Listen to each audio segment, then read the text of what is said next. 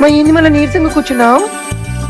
ఏంటోరా ఈ పనులు చేయడం నా వల్ల కావటం లేదు, రెస్ట్ కావాలి.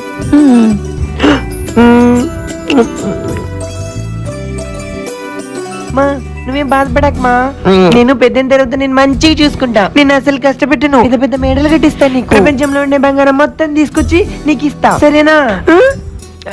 నా కొడుకు బంగారం, నా తెలుసురా నువ్వు బాగా చూసుకుంటావని.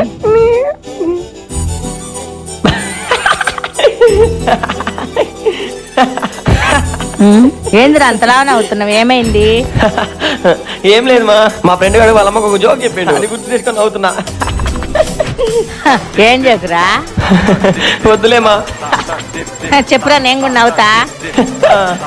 చెప్తా. ఒక 500 ఉంటాయేమా?